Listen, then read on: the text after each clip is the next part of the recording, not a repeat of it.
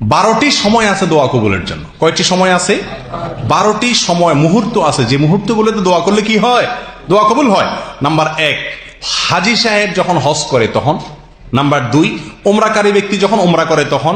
Number 3, Gazi, বীর, যে আল্লাহর রাস্তায় জিহাদ করছে, জিহাদ করে সে বীর হয়ে ফিরে এসছে, এই বীর ব্যক্তি তার এই বীরত্বের পরে আল্লাহ সুবহানাহু ওয়া তাআলার কাছে দোয়া করলে সে দোয়া কি হয়?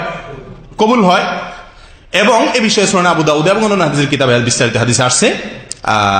নাম্বার 4, আজানের সময় দোয়া করলে কি হয়? দোয়া কবুল হয়। নাম্বার 5, যুদ্ধের সময় দোয়া করলে দোয়া কবুল হয়। নাম্বার 6, বৃষ্টি যখন পড়ে, বৃষ্টি নাজিলের সময় দোয়া করলে কি হয়? দোয়া কবুল হয়। এ বিষয়ে আবু দাউদে সাহল ইবনে সাদ রাদিয়াল্লাহু আনহু থেকে একটা বিস্তারিত হাদিস এসেছে।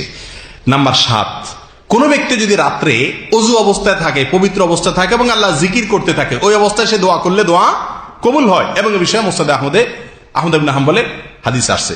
নাম্বার 8, রাতের শেষ ভাগে, ভোর রাতে যদি কেউ উঠে আল্লাহর কাছে দোয়া করে, এই সময় দোয়া কবুল হয়। এই বিষয়ে সহিহ বুখারীর বিখ্যাত হাদিস আছে, আমরা জানি নবী আলাইহিস সাল্লাতু ওয়াস সালাম বলেছেন, ভোর রাত যখন হয় আল্লাহ তাআলা দুনিয়ার আসমানে আসেন, এসে বান্দাকে ডাকতে থাকেন, তোমাদের কোনো চাওয়া আছে কিনা পেশ করো, আমি চাওয়া মঞ্জুর করব।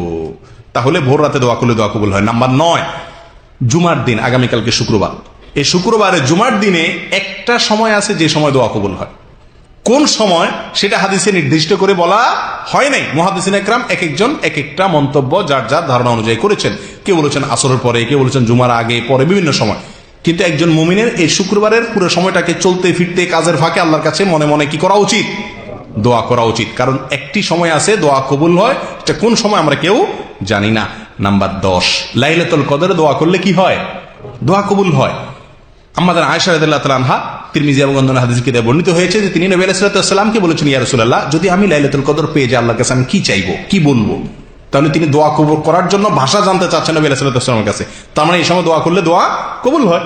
নবী আলাইহিস সালামও তাকে ভাষা শিখিয়ে দিয়েছেন, আল্লাহুম্মা ইন্নাকা আফুউন কারীম তুহিব্বুল আফওয়া ফাফু আন্নী। এই দোয়া করিও, আল্লাহ আপনি দয়ালু, আপনি ক্ষমাশীল, আপনি করিম, অতএব আমাকে ক্ষমা করুন। তাহলে লাইলাতুল কদরে এই সময় দোয়া করলে, এই রাতে দোয়া করলে কি হয়? দোয়া কবুল হয়। নাম্বার 11, আজান এবং একামতের মধ্যবর্তী যে জায়গাটা, আমরা বেশিরভাগ টয়লেটে পড়ে থাকি, এই টাইমটাতে দোয়া করলে কি হয়? দোয়া কবুল হয়। নাম্বার 12, 5 ওয়াক্ত সালাতের একেবারে শেষ ভাগে এসে দোয়া করলে দোয়া কবুল হয়। দোয়া মাসুরা পড়ি না আমরা আত্মায়াত দুরুদের পরে? এই দোয়া মাসুরার জায়গায় শুধুমাত্র দোয়া মাসুরা আল্লাহুম্মা ইন্নী যালামতু নাফসি না, এখানে রব্বির হামহুমা পড়তে পারেন, রব্বানা আতিনা ফিদ দুনিয়া পড়তে পারেন, যে কোনো দোয়া আপনি এই জায়গায় পড়তে পারেন। দোয়া এই জায়গা হলো দোয়া কবুলের জায়গা। কেউ বলেছেন সালাতের শেষে। এই হলো মোট 12টি জায়গা, যে জায়গাগুলোতে কি হয় ভাই? দোয়া কবুল হয়। 4 অবস্থায় দোয়া কবুল হয়। এবার আসি অবস্থায়। 4টা অবস্থা আছে যে অবস্থায় কি হয়? দোয়া কবুল হয়। নাম্বার 1, সফর অবস্থায় দোয়া কবুল হয়। কি অবস্থায় দোয়া কবুল হয় ভাই? সফর অবস্থায়। ইবনে মাজাহ আবু হুরায়রা রাদিয়াল্লাহু তাআলা বর্ণিত হাদিসে আসছে, নবী আলাইহিস সাল্লাম বলেছেন, সালাতু দাওয়াত ইউস্তাজাবু লাহুন্না লা শাক্কা ফিহিন্না। 3টা দোয়া কবুল হয়, কোনো সন্দেহ নাই। তার ভিতরে একটা দোয়া হলো দাওয়াতুল মুসাফির। কার দোয়া ভাই? মুসাফির ব্যক্তির দোয়া। আপনি যখন সফরে থাকবেন তখন আল্লাহর কাছে মনে মনে কি করতে থাকেন? দোয়া করেন। আমরা সাধারণত সফর করলে ওই সময় আল্লাহর অবাধ্যতা আরো বেশি করি, গান বাজনা ফুর্তি ফাট্টা করতে করতে সফর করি, ঠিক না বেঠিক? বিমানে উঠলে আগে হেডফোন লাগাই নিয়া, ইয়ারফোন লাগাই নিয়া এরপরে গান শুনতে শুনতে বিমানে যাই, ঠিক না বেঠিক? গাড়িতে উঠলে বলি সুপারভাইজার সাহেব হিন্দি গান লাগাই দেন, চাকানাকা গান লাগাই দেন, ঠিক না বেঠিক? অথচ সফরে কি হয়? দোয়া কবুল হয়। আর ওইখানে আল্লাহর গজব আসার কাজ আমরা বেশিরভাগ করে থাকি। আল্লাহ আমাদের বোঝার তৌফিক দান করুন। তাহলে প্রথম হলো সফরের দোয়া, সফরের সময়। প্রথম হলো তাহলে মুসাফিরের দোয়া, সফর অবস্থা কবুল হয়। নাম্বার 2, রোজাদার ব্যক্তির দোয়া, রোজা অবস্থায় কি হয়? কবুল হয়। ইবনে মাজাহ সম্পর্কে বর্ণিত হাদিসে আসছে, নবী সাল্লাল্লাহু আলাইহি ওয়াসাল্লাম বলেছেন, ইন্নাল লিস-সাইমি ইনদা ফিতরিহি লাদাওয়া মা তুরাদ। ইফতারের আগে পর্যন্ত রোজাদার ব্যক্তির দোয়া কি হয়? দোয়া কবুল হয় এবং ফেরত দেওয়া হয় না। নাম্বার 3, যে ব্যক্তি দেয়ালে পিঠ ঠেকে গেছে তার দোয়া কবুল হয়। আমরা 3 যুবকের ঘটনা জানি। বিখ্যাত হাদিসে আসছে, নবী সাল্লাল্লাহু আলাইহি ওয়াসাল্লাম বলেছেন যে 3 জন যুবক একটি গর্তে আশ্রয় নিয়েছিল, গর্তের মুখ পাথরে বন্ধ হয়ে গেছে, তারা বের হওয়ার কোনো জায়গা নাই, উপায় নাই, তারা মৃত্যুর প্রহর গুনছে।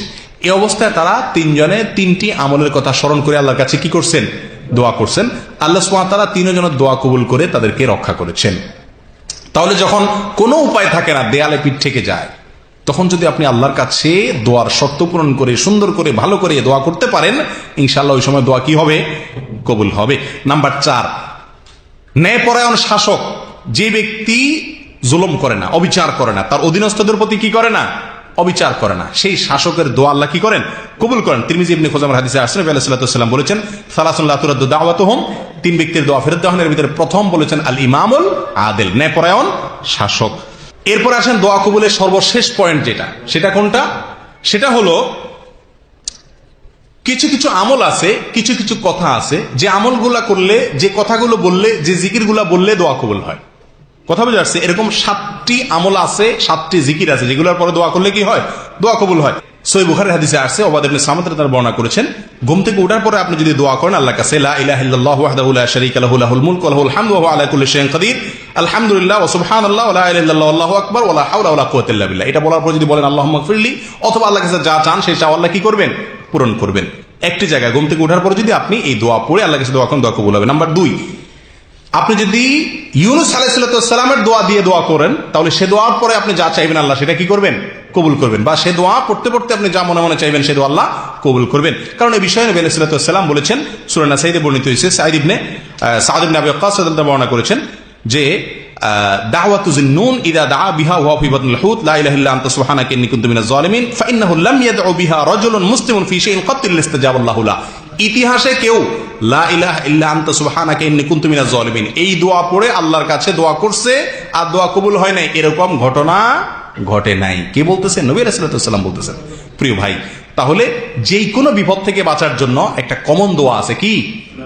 দোয়া ইউনূস, লা ইলাহা ইল্লা আনতা সুবহানাকা ইন্নী কুনতু মিনাজ জালিমিন। এটার পর দোয়া করলে বা এটা পড়ে দোয়া করলে দোয়া কবুল হয়। নাম্বার 3, ইসমে আজম পড়ে দোয়া করলে দোয়া কবুল হয়। এই বিষয়ে তিরমিজির একটি হাদিসে আসছে, নবী আলাইহিস সাল্লাম বলেছেন, যেটা আব্দুল্লাহ ইবনে বুরায়দা রাদিয়াল্লাহু তাআলা আনহু আব্দুল্লাহ ইবনে বুরায়দা তার বাবার সূত্রে বর্ণনা করেছেন যে নবী আলাইহিস সাল্লাম বলেছেন, কোন ব্যক্তি যদি দোয়া করে এই কথা বলে, আল্লাহুম্মা ইন্নী আসআলুকা বিআন্নী আশহাদু আন্নাকা আনতাল্লাহু লা ইলাহা ইল্লা আনতা আল আহাদ আস-সামাদ আল্লাযী লাম ইয়ালিদ ওয়া লাম ইউলাদ ওয়া লাম ইয়াকুল লাহু কুফুয়ান আহাদ, এটা বলে যদি দোয়া করে তার দোয়া আল্লাহ কি করেন?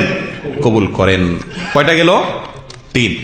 নাম্বার 4, যদি কেউ বিপদগ্রস্ত হয় এবং বিপদের পরে এই দোয়াটি পড়ে, তো আল্লাহ তাআলা তার দোয়া কবুল করেন, তার বিপদ দূর করেন এবং তার চাইতে উত্তম জিনিস আল্লাহ তাআলা তাকে দান করেন। এই বিষয়ে সহিহ মুসলিমের হাদিসে আসছে, উম্মুল মুমিনিন উম্মে সালমা রাদিয়াল্লাহু তাআলা আনহা বলেন, নবী আলাইহিস সালাম থেকে আমি বলতে শুনেছি যে তিনি বলেছেন, মা মিন আবদিন তুসিবিহু মুসিবা ফায়াকুল, কোন মুমিন বান্দার যদি কোনো মুসিবত হয় আর সে বলে ইন্না লিল্লাহি ওয়া ইন্না ইলাইহি রাজিউন, এবং সাথে বলে আল্লাহুম্মা আজরনি ফি মুসিবাতি ওয়া আখলিফ লি খায়রাম মিনহা, আল্লাহ আমার বিপদের উত্তম বিনিময় দিয়েন, ধৈর্য ধারণ করার কারণে বিপদের বিনিময় দান করেন, আর বিপদে আমার যে ক্ষতিটা হলো তার চাইতে ভালো কিছু দিয়ে আমাকে কি করেন? পোষায়া দিয়েন। এই দোয়া যদি কেউ করে, নবী আলাইহিস সালাম বলেন, তাহলে আল্লাহ সুবহানাহু ওয়া তাআলা ওই ব্যক্তিকে ওই মুসিবতের বিনিময়ে উত্তম কি দিবেন? বদলা দিবেন, এবং তার উত্তম ভালো এর চাইতে বিকল্প দিবেন। উম্মে সালমা রাদিয়াল্লাহু আনহা বলেন, এই দোয়া নবী আলাইহিস সালাম থেকে শেখার পরে আমার স্বামী আবু সালামা যখন মারা গেছেন, আবু সালামার মৃত্যুর পরে আমি আল্লাহর কাছে দোয়া করছি, আল্লাহ সুবহানাহু ওয়া তাআলা আবু সালামার মতো স্বামীকে হারাইছি, এরপরে রাসূলকে আমার স্বামী বানাই দিয়েছেন। দোয়া কিরকম কবুল হয়েছে দেখছেন? তাহলে এই দোয়া করলে দোয়া কবুল, এই দোয়া করে দোয়া করলে কি হয়? দোয়া কবুল হয়। কয়টা গেল? 4টা। নাম্বার 5, আল্লাহর কাছে যে ব্যক্তি জিকির করে বেশি বেশি, তার দোয়া কি হয়? ওই জিকিরের পরে দোয়া করলে দোয়া কবুল হয়। এই বিষয়ে হাদিসে আসছে সালাতুন লা ইউরাদ্দু দুআউহুম, এর ভিতরে আসছে আর ব্যক্তি আল্লাহকে বেশি বেশি জিকির করে তারপর দোয়া করলে দোয়া কবুল হয়। 6 নম্বর, কোরআন তেলাওয়াতের পরে দোয়া করলে দোয়া কবুল হয়। যদিও এই বিষয়ে কয়েকটা হাদিস বর্ণিত হয়েছে, এর ভিতরে বেশিরভাগ হাদিসগুলাই জয়ীফ, কিন্তু একটা হাদিস আছে কিছুটা প্রমাণযোগ্য, যেটাকে আল্লামা আলবানী রাহিমাহুল্লাহ সহ অনেকে হাসান বলেছেন। সেই হাদিসের আলোকে বোঝা যায় যে কোরআন তেলাওয়াতের পরে দোয়া করলেও দোয়া কবুল হয়, কিন্তু আনুষ্ঠানিক কোনো দোয়া নাই, হুজুর দিয়ে দোয়া করানোর কোনো সিস্টেম নাই, এবং গতানুগতিক কোনো দোয়া যেগুলো আমাদের সমাজে প্রচলিত আছে এগুলোর কোনো ভিত্তি নেই। নাম্বার 7, জমজমের পানি দোয়া পান করার পরে দোয়া করলে বা চাইলে সেটা কি হয়? দোয়া কবুল হয়। ইবনে মাজাহ হাদিসে আসছে, নবী আলাইহিস সাল্লাম বলেছেন, মা ও জমজম লিমা শুরিবালা, জমজম পানি পান করার পরে আপনি বা পান করার সময় যে উদ্দেশ্যে আপনি পান করেন, যে চাওয়া আপনি আল্লাহর কাছে পেশ করেন, সেটা আল্লাহ তাআলা কি করেন? পূরণ করেন। তাহলে এই 7টি ক্ষেত্রে